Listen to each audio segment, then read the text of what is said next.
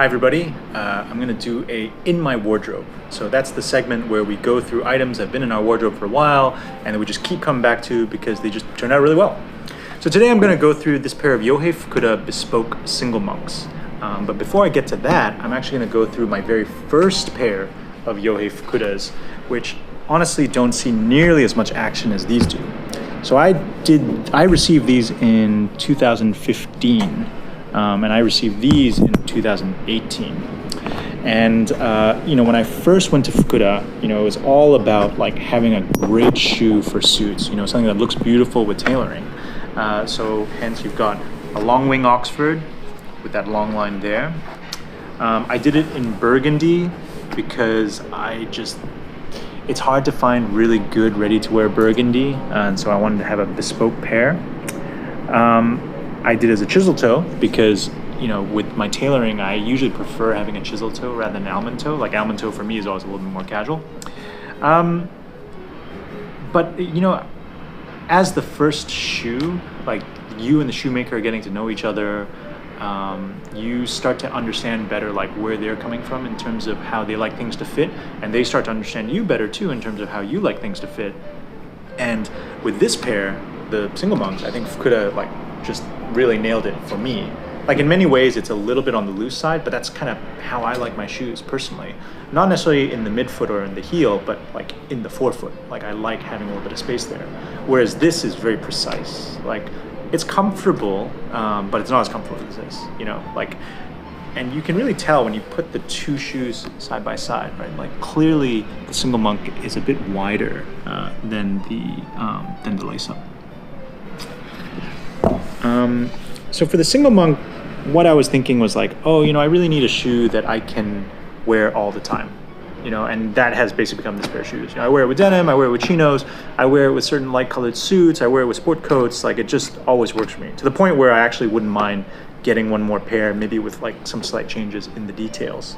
One thing to note about when you ask for almond toes, especially when you're transitioning from a chisel toe, is that a chisel toe actually will always be a little bit shorter than an almond toe, right? Because they've basically just taken the pointiest part and like chopped it off.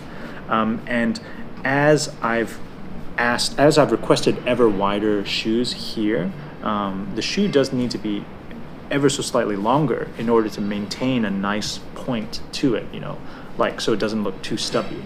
I think Fukuda did a really good job with balancing this. Like I remember when I first received this, I was thinking like, it feels a little bit long, but it is as long as it needs to be. It couldn't necessarily be shorter because then it would just look very blobby instead.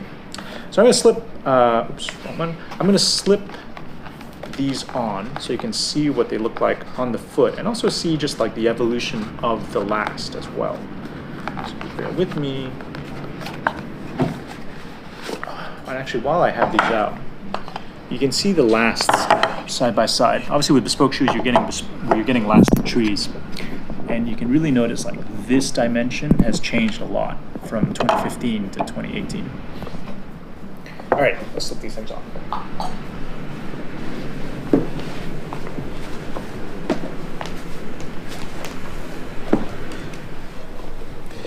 My first pair of bespoke shoes, which I got, I think like 14 years ago, maybe, was with Graziano and Gerling. And at the time, I also said to myself, I really want some burgundy shoes. And I don't know what it is about burgundy shoes that attract me so much, because frankly, I very, very rarely wear burgundy shoes. But there is something quite beautiful about this color of leather.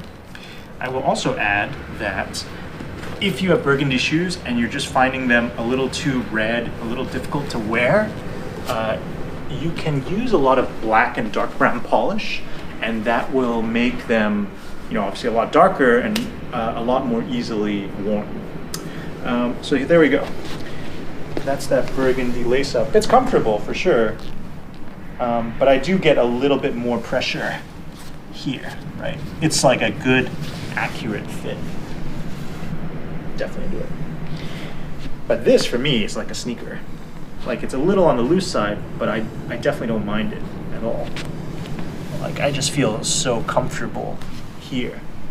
And you know, Fukuda wouldn't ever make a shoe like this for a first pair because it's just a little too far off of his own fit standard. But like as he got to know me, he was like, oh, okay, I see where this guy's coming from, and so like I'll try to take care of him the way he wants to be taken care of, which I think is great.